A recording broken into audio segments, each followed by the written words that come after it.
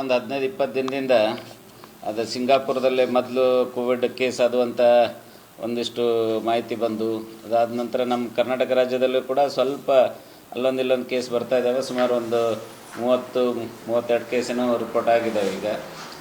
ಅದರಂತೆ ನಮ್ಮ ಜಿಲ್ಲೆಯಲ್ಲೂ ಕೂಡ ರಿಪೋರ್ಟ್ ಆಗ್ತಾಯಿದ್ದಾವೆ. ಈಗ ಮೇನ್ ಹೇಳೋದಂದರೆ ಇದು ಇತ್ತು ಮೊದಲಿಂದನೂ ಕೂಡ, ಅಂದರೆ ಕೋವಿಡ್ ಬಂದಾಗಿಂದ. ಈಗ ಇಮ್ಯುನೈಸೇಷನ್ ಮಾಡಿದ್ದೀವಿ ಮತ್ತು ಎಲ್ಲರಿಗೂ ಬಂದು ಹೋಗಿದ್ದರಿಂದ ಹರ್ಡ್ ಇಮ್ಯುನಿಟಿ ಅಥವಾ ಸಮಾಜದಲ್ಲಿ ಒಂದು ರೋಗ ನಿರೋಧಕ ಶಕ್ತಿ ಒಂದು ಒಳ್ಳೆಯ ರೀತಿಯಲ್ಲಿ ಇದೆ. ಆದರೂ ಕೂಡ ಸಣ್ಣ ಮಕ್ಕಳು, ಇನ್ಫಂಟ್ಸ್ ಅಂತ ಹೇಳ್ತೀವಿ, ಸಣ್ಣ ಮಕ್ಕಳು, ಗರ್ಭಿಣಿಯರು, ಡಯಾಬಿಟಿಸ್ನಿಂದ ಬಳಲ್ತಾ ಇರೋರು ಇರ್ಬೋದು, ಅಥವಾ ಡೆಬಿಲಿಟೇಟಿಂಗ್ ಡಿಸೀಸಿಂದ ಬಳಲ್ತಾ ಇರೋರಿಗೆ ಇಮ್ಯುನಿಟಿ ಏನು ಕಡಿಮೆ ಆಗಿರ್ತೈತಿ, ಅಂಥವ್ರು ಒಂದು ಸ್ವಲ್ಪ ಸುರಕ್ಷತೆಯಿಂದ ಇರಬೇಕಾಗ್ತದೆ. ಅಂಥ ಒಂದು ಸಂದರ್ಭದಲ್ಲಿ ಇವಾಗ ನಮ್ಮ ಬೆಳಗಾವಿ ಜಿಲ್ಲೆಯಲ್ಲೂ ಕೂಡ ಒಂದು ಪ್ರಕರಣ ಕಂಡು ಬಂದಿದೆ. ಯಳೂರು KLಯಲ್ಲಿ ಮೊದಲಾಗಿ ಅವರು ಅಡ್ಮಿಟ್ ಆಗಿದ್ದರು. ಗರ್ಭಿಣಿ 25 ವರ್ಷದ ಗರ್ಭಿಣಿ ಹೆಣ್ಣುಮಗಳಿಗೆ ಈಗ ಕಂಡು ಬಂದಿದೆ. ಮೊದಲು ಅವರು ಯಳೂರು KLಯಲ್ಲಿ ಅಡ್ಮಿಟ್ ಆಗಿ ಈಗ ನಮ್ಮ ದೊಡ್ಡ KL Prabhakar Kore KL hospital ಏನಿದೆ ಅಲ್ಲಿ ಅಡ್ಮಿಟ್ ಆಗಿದ್ದಾರೆ ಮತ್ತು ಅಲ್ಲಿ ಪಾಸಿಟಿವ್ ಅಂತ ನಮಗೆ ರಿಪೋರ್ಟ್ ಆಗಿದೆ. ಇದಕ್ಕೆ ಆತಂಕ ಪಡುವಂಥ ವಿಷಯ ಏನೂ ಇಲ್ಲ. ಆದರೆ ಈ ಕೋವಿಡ್ ಲಕ್ಷಣಗಳು ನಮ್ಗೆ ಈಗಾಗಲೇ ಗೊತ್ತಿರೋಂಗೆ ನೆಗಡಿ, ಕೆಮ್ಮ, ಜ್ವರ, ಮೈಕೈ ನೋವು ಹಿಂಗೆ ಶುರುವಾಕತ್ತಿದ್ದು. ಸಾದಾ ಉಳ್ಳಾಗಡ್ಡಿ ಜಡ್ ಶುರುವಾದಂಗೆ ಆಕ್ಕತಿ. ಆದರೆ ನಾವು ಇದನ್ನು ನಿರ್ಲಕ್ಷ್ಯ ಮಾಡಬಾರ್ದು. ಅದು ಬರ್ತಾ ಬರ್ತಾ ನಿಮೋನಿಯಾದಿಂದ ತೊಂದರೆಗಳನ್ನು ಈಗಾಗಲೇ ನಾವು ಸಾಕಷ್ಟು ಜನ ಅನುಭವಿಸಿದ್ದೀವಿ. ಸೊ ಆ ರೀತಿ ಕೆಲವೊಂದು ಏನು ಲಕ್ಷಣಗಳಿದ್ದಾವೆ, ಅಂಥ ಲಕ್ಷಣಗಳು ಕಂಡ್ರೆ ಇಮಿಡಿಯೇಟಾಗಿ ತಪಾಸಣೆ ಮಾಡಿಕೊಂಡಲ್ಲಿ ನಾವು ಒಳ್ಳೆಯ ಒಂದು ಕೇರನ್ನು ಕೊಡ್ಬೋದು ಅನ್ನುವಂಥ ದೃಷ್ಟಿಯಿಂದ ತಾವು ಈ ಒಂದು ಪತ್ರಿಕಾಗೋಷ್ಠಿಯ ಮುಖಾಂತರ ಎಲ್ಲ ನಮ್ಮ ಬೆಳಗಾವಿ ಸಾರ್ವಜನಿಕರಲ್ಲಿ ವಿನಂತಿ ಮಾಡ್ಕೊಳ್ತಾ ಇದ್ದೀನಿ. ಏನಂದರೆ ಮೊದಲ ರೋಗ ಲಕ್ಷಣಗಳು ಈಗ ಹೇಳಿದ ರೋಗ ಲಕ್ಷಣಗಳು ಕಂಡು ಬಂದಲ್ಲಿ ಇಮಿಡಿಯೇಟಾಗಿ ಸರ್ಕಾರಿ ಆಸ್ಪತ್ರೆ ಇರ್ಬೋದು ಅಥವಾ ದೊಡ್ಡ KL ಅಂತ ಆಸ್ಪತ್ರೆಗಳಲ್ಲಿ ಮತ್ತು ಎಲ್ಲ ಖಾಸಗಿ ಆಸ್ಪತ್ರೆಯವರು ಕೂಡ ಈಗ ಶುರು ಮಾಡ್ತಾ ಇದ್ದಾರೆ. ಸರ್ಕಾರದಿಂದ ಕೂಡ ಗೈಡ್ಲೈನ್ ಬರ್ತಾ ಇದೆ. ಅದರ ಪ್ರಕಾರ ಎಲ್ಲ ಸಿದ್ಧತೆಗಳಂದರೆ ಟೆಸ್ಟ್ ಮಾಡೋದಕ್ಕೆ ಸಿದ್ಧತೆಗಳನ್ನು ಮಾಡ್ಕೊಂಡಿದ್ದೀವಿ. ಮೊನ್ನೆ ಗುರುವಾರ ನಾನು ವಿಮ್ಸ್ ಆಸ್ಪತ್ರೆಯಲ್ಲೂ ಭೇಟಿ ನೀಡಿದಾಗ ಅಲ್ಲಿ ಕೂಡ ಎಲ್ಲ ಸಿದ್ಧತೆಗಳು ಆಗಿದ್ದಾವೆ. ಟೆಸ್ಟಿಂಗಿಗೆ ಮತ್ತು ಒಂದು 10 ಬೆಡ್ಗಳನ್ನು ಮೀಸಲಿಡುವುದು ಬಂತು ಮತ್ತು ನಮ್ಮ ತಾಲೂಕು ಆಸ್ಪತ್ರೆಗಳಲ್ಲೂ ಕೂಡ ಬೆಡ್ಗಳನ್ನು ಮೀಸಲಿಟ್ಟಿದ್ದೀವಿ ಮತ್ತು ಎಲ್ಲ ನಮ್ಮ ಸಿಬ್ಬಂದಿಗಳಿಗೆ ಮಾಹಿತಿಯನ್ನು ಕೊಟ್ಟಿದ್ದೀವಿ. ಆದ್ದರಿಂದ ಈ ಒಂದು ರೋಗ ಲಕ್ಷಣಗಳು ಕಂಡು ಬಂದಲ್ಲಿ ತಕ್ಷಣಕ್ಕೆ ನಮ್ಮ ಹತ್ತಿರದ ವೈದ್ಯಾಧಿಕಾರಿಗಳು ಮತ್ತು ವೈದ್ಯರನ್ನು ಭೇಟಿಯಾಗಿ ಟೆಸ್ಟ್ಗಳನ್ನು ಮಾಡಿಕೊಂಡು ಸರಿಯಾದ ಸಮಯದಲ್ಲಿ ಉಪಚಾರ ಮಾಡಿಕೊಂಡಲ್ಲಿ ಎಲ್ಲರೂ ಕೂಡ ಆರೋಗ್ಯವಾಗಿರ್ಬೋದು ಅನ್ನುವಂಥ ದೃಷ್ಟಿಯಿಂದ ತಮ್ಮೆಲ್ಲರಿಗೂ ಈ ಒಂದು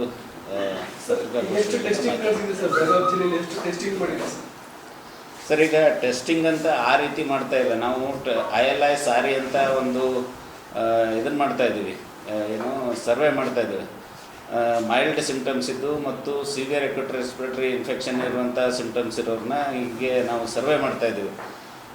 ಸುಮಾರು ಈ ಕೇಸಿಗೆ ಸಂಬಂಧಪಟ್ಟಂಗೆ ಒಂದು 3 ಪ್ರಾಥಮಿಕ ಕಾಂಟ್ಯಾಕ್ಟ್ ಇದ್ದವ್ರನ್ನ ಮತ್ತು ಅವ್ರ ಜೊತೆ ಕಾಂಟ್ಯಾಕ್ಟ್ ಇದ್ದವ್ರು ಸೆಕೆಂಡ್ರಿ ಕಾಂಟ್ಯಾಕ್ಟ್ ಒಂದು 8 ಜನ ಆ ರೀತಿ ಅವರನ್ನು ಟೆಸ್ಟ್ ಮಾಡಿದ್ದೀವಿ. ಅದೇ ರೀತಿ ನಾವು ಸರ್ವೆ ಮಾಡ್ತಾಯಿದ್ದೀವಿ ಎಲ್ಲ ಕಡೆಗೂ. ಈ ರೀತಿ ಲಕ್ಷಣಗಳು ಕಂಡು ಬಂದಲ್ಲಿ ಅವನು ಟೆಸ್ಟ್ ಮಾಡೋದಕ್ಕೆ ಈಗ ಇಲ್ಲಿವರೆಗೂ 8 ಟೆಸ್ಟ್ಗಳನ್ನು ಮಾಡಿದ್ದೀವಿ. ಅವೆಲ್ಲ ನೆಗೆಟಿವ್ ಇದಾವೆ.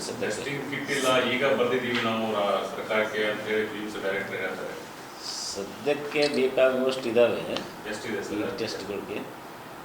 ಅವರು ಅಲ್ಲಿ ಬಿಮ್ಸಲ್ಲಿ ಕೇಳ್ಬೇಕು ಅವ್ರ ಹತ್ರ ಅದಾವಂತ ಹೇಳಿದ್ದೆ ನಾನು ಗುರುವಾರ. ಸರ್, ಈಗ ಶುರು ಇದ್ದಾವೆ ಟೆಸ್ಟಿಂಗ್ ಶುರು ಇದೆ. ಅಲ್ಲ, ನಾವು ಗುರುವಾರ ಹೋಗಿ ಭೇಟಿ ನೀಡಿದಾಗ ನಾವೆಲ್ಲ ಟೆಸ್ಟ್ ರನ್ ಮಾಡ್ಕೊಂಡಿದ್ದೀವಿ, ರೆಡಿ ಇದೆ ಅಂತ ಹೇಳಿದ್ದಾರೆ. VTM ಕಿಟ್ಸ್ ಇದ್ದಾವೆ, ಎಲ್ಲ ನೋಡ್ಕೊಂಡು ಬಂದಿದ್ದೀನಿ. ಮತ್ತು ಏನಾದರೂ ಬೇಕಾದರೆ ಪರ್ಚೇಸ್ ಮಾಡ್ತೀನಿ ಅಂತ ಹೇಳಿದ್ದಾರೆ. ಗಡಿ ಭಾಗದಲ್ಲಿ ಯಾವ ರೀತಿ ಇದೆ ಸರ್? ಗಡಿ ಭಾಗದಲ್ಲಿ ಯಾವ ರೀತಿ ಗೊತ್ತಾಯ್ತು. ಈಗ ಮಹಾರಾಷ್ಟ್ರದಲ್ಲಿ ಬಂದಿದ್ದ ಪ್ರಕಾರ ಆ ರೀತಿ ನಾವು ಮೊದಲೇನೋ ಒಂದು ಸ್ಥಿತಿ ಇತ್ತಲ್ಲ, ಅಂಥದ್ದು ಯಾವುದೇ ಇದು ಇಲ್ಲ. ಈಗ ಆತಂಕ ಪಡುವಂಥ ಸಿಚುವೇಶನ್ ಸದ್ಯಕ್ಕೆ ಇಲ್ಲ. ಈ ಗಡಿ ಭಾಗದಲ್ಲಿ ನಾವು ಅದನ್ನು ಚೆಕ್ ಪೋಸ್ಟ್ ಮಾಡೋದು ಇದು ಮಾಡೋದು ಆ ಸ್ಥಿತಿಯಲ್ಲಿಲ್ಲ. ನಾವೀಗ ಮುಂಜಾಗ್ರತೆ ಕ್ರಮ ತೆಗೆದುಕೊಳ್ಳುವಂಥ ಕಾಲ ಇದು. ಸರ್, ಈಗ ಪಾಸಿಟಿವ್ ಆಗಿದ್ದಾರೆ, ಇವ್ರದ್ದು ಟ್ರಾವೆಲ್ ಹಿಸ್ಟ್ರಿ ಇದೆಯಾ, ಅವ್ರ ಸಿಂಪ್ಟೊಮ್ಯಾಟಿಕ್ ಕನ್ವರ್ಟ್ ಆಗಿದೆ? ಟ್ರಾವೆಲ್ ಹಿಸ್ಟ್ರಿ ಇದೆ, ಬಟ್ ಅದು ಆಲ್ಮೋಸ್ಟ್ 1 ತಿಂಗಳು ಹಿಂದೆ ಹೋಗಿದ್ದಾರಂತೆ ಒಬ್ರು ಅಂತಾರೆ, ಒಬ್ಬರು ಅವರ ಯಜಮಾನ್ರು ಹೇಳ್ತಾರೆ ಇಲ್ಲ ಹೋಗಿಲ್ಲ ಅಂತಾರೆ. ಅದು ಸರಿಯಾದ ಮಾಹಿತಿ ಕೊಡ್ತಾ ಇಲ್ಲ ಅವರು. ಅವ್ರ ಟ್ರಾವೆಲ್ ಹಿಸ್ಟ್ರಿ ಸರಿಯಾಗಿಲ್ಲ. ಅವ್ರು ಪುಣೆಯಿಂದ ಹೋಗಿದ್ರು ಅಂತೇಳಿ ಒಬ್ಬರು ನಮಗೇನೋ ಹೇಳಿದರು, ಬಟ್ ಅವರ ಯಜಮಾನ್ರನ್ನ ನಾವು ವಿಚಾರಿಸಿದಾಗ ನಾವು ಹೋಗಿಲ್ಲ ಅಂತ ಹೇಳ್ತಾ ಇದ್ದಾರೆ. ಅವರೆಲ್ಲಿ ಹೋಗಿಲ್ಲ, ಇಲ್ಲೇ ಇದ್ದಾರೆ ಅಂತ. ಚೆಕ್ ಮಾಡೋ ಅವಶ್ಯಕತೆ ಇಲ್ಲ ಅಂತ ರಿಜೆಕ್ಷನ್ ಹೇಳ್ತಾರೆ. ಗಡಿ ಭಾಗದಲ್ಲಿ ಅಂದರೆ ಈಗ ಸದ್ಯದ ಮಟ್ಟದಲ್ಲಿ ನಾವು ಏನೂ ಮಾಡ್ತಾ ಇಲ್ಲ. ಹಾಂ, ಅಲಾರ್ಮಿಂಗ್ ಅಂದರೆ ನಾವು ಎಚ್ಚರ ವಹಿಸುವಂಥ ಕಾಲ ಇದು. ಏನಂದರೆ ನಾವು ಈಗ ಕೋವಿಡ್ ಟೈಮಲ್ಲಿ ಮಾಸ್ಕ್ಗಳನ್ನು ಹಾಕ್ಕೊಳ್ಳೋದು, ಪರಸ್ಪರ ಅಂತರವನ್ನು ಕಾಯ್ಕೊಳ್ಳೋದು, ಈ ಮಾಸ್ ಗ್ಯಾದರಿಂಗ್ ಇದ್ದಲ್ಲಿ ಹೋಗದಿರಂಥ ಈ ಎಸ್ಪೆಷಲಿ ಮಕ್ಕಳು, ಗರ್ಭಿಣಿಯರು, ಡೆಬ್ಲಿಟೇಟೆಡ್ ಡಿಸೀಸಿಂದ ಬಳಲ್ತಾ ಇರೋರು, ಇಂಥವ್ರನ್ನ ನಾವು ಮಾಸ್ ಗ್ಯಾದರಿಂಗ್ ಇದ್ದಲ್ಲಿ ಮದುವೆ ಸಮಾರಂಭ ಇಂಥ ಕಂಜೆಷನ್ ಇರುವಂಥ ಏರಿಯಾದಲ್ಲಿ ಹೋಗದಿರುವಂತೆ ನೋಡ್ಕೊಳ್ಳೋದು, ಪದೇ ಪದೇ ಕೈ ತೊಳೆಯೋದು, ಪರ್ಸನಲ್ ಹೈಜೀನ್ ಮೇಂಟೈನ್ ಮಾಡೋದು, ಇಂಥವುಗಳನ್ನು ನಾವು ಮಾಡೋದಕ್ಕೆ ಒಂದು ಸಾರ್ವಜನಿಕರಲ್ಲಿ ಒಂದು ಅರಿವು ಮೂಡಿಸುವಂಥ ಕಾಲ ಇದು. ಈಗ ಮೀಟಿಂಗ್ ಎಲ್ಲೆಲ್ಲಿ ಮಾಡಿದ್ರಿ ಮತ್ತು ಸಾರ್ವಜನಿಕ ಆಸ್ಪತ್ರೆಗೆ ಎಷ್ಟು ಮೀಟಿಂಗ್ ಮಾಡಿದ್ರಿ, ಖಾಸಗಿ ಆಸ್ಪತ್ರೆ ಜೊತೆ ಎಷ್ಟೆಲ್ಲ ಮೀಟಿಂಗ್ ಮಾಡಿದ್ರಿ? ಖಾಸಗಿ ಆಸ್ಪತ್ರೆಗಳಿಗೆ ಮಾಹಿತಿಯನ್ನು ಇನ್ಮೇಲೆ ಕೊಡ್ತಾ ಇದ್ದೀವಿ ನಾವು. ಅವರಿಗೆಲ್ಲ ಈಗ ಇದರ ಪ್ರಕಾರ ನಮ್ಮ ಸರ್ಕಾರದಿಂದ ಮತ್ತು ಮುಖ್ಯಮಂತ್ರಿಗಳ ಒಂದು ಫೋಟೋ ಇದನ್ನು ಹಾಕಿ ಒಂದು ಪತ್ರಿಕಾ ಪ್ರಕಟಣೆಯನ್ನು ನಮ್ಮ ಇಲಾಖೆಯಿಂದ ಜಾರಿ ಮಾಡಿದ್ದಾರೆ. ಅದರ ಮುಖಾಂತರ ಮತ್ತು ನಮ್ಮ ಡಿಸ್ಟಿಕ್ ಹಾಸ್ಪಿಟ್ಲಲ್ಲಿ ನಾನೇ ಹೋಗಿ ಭೇಟಿಯಾಗಿ ಇದು ಮಾಡ್ತೀನಿ. ಅದೇ ರೀತಿ ನಮ್ಮ ಎಲ್ಲ ತಾಲೂಕಾ ಆಸ್ಪತ್ರೆ ಇರ್ಬೋದು ಮತ್ತು CHO EMOಗಳಿಗೆ ಇವ್ರಿಗೆಲ್ಲ ನಾವು VC ಮುಖಾಂತರ ಒಂದು ಇದನ್ನೆಲ್ಲ ಓರಿಯೆಂಟೇಷನ್ ಮಾಡಿದ್ದೀವಿ.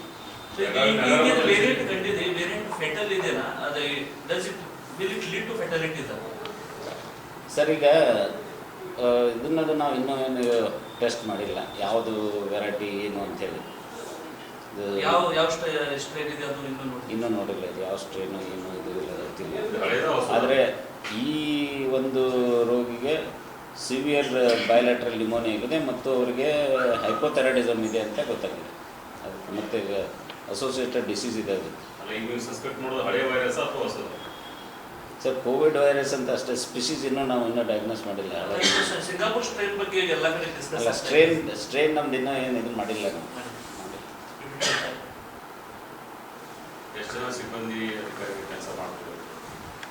ಯಾವುದಕ್ಕೆ? ಕೋವಿಡ್ ಸದ್ಯಕ್ಕೆ ಎಲ್ಲ ಸಿಬ್ಬಂದಿಗಳಿಗೆ ಒಂದು ಓರಿಯೆಂಟೇಷನ್ ಮಾಡಿದ್ದೀವಿ. ಅಂದಾಜು ನಮ್ಮ ಆರೋಗ್ಯ ಇಲಾಖೆ ಸಿಬ್ಬಂದಿಗಳು ಅಂದರೆ ಈಗ ಎಲ್ಲ ಒಂದೊಂದು ಆಸ್ಪತ್ರೆಯಲ್ಲಿ 7ರಿಂದ 8 ಆಸ್ಪತ್ರೆ ನಮ್ಮ PHಗಳಲ್ಲಿದ್ದಾರೆ. ಒಂದು 20-25 ಜನ CHಗಳಲ್ಲಿ, ಅರೌಂಡ್ 100 ಮೆಂಬರ್ಸ್ ತಾಲೂಕು ಆಸ್ಪತ್ರೆಗಳಲ್ಲಿದ್ದಾರೆ. ಸುಮಾರು 3000 ಜನ ಇದ್ದಾರೆ. ಎಲ್ಲರಿಗೂ ಕೂಡ ಮಾಹಿತಿ ಕೊಡಿ ಅಂತ ಹಂತ ಹಂತಾಗಿ ಹೋಗ್ತದೆ ಎಲ್ಲರೂ.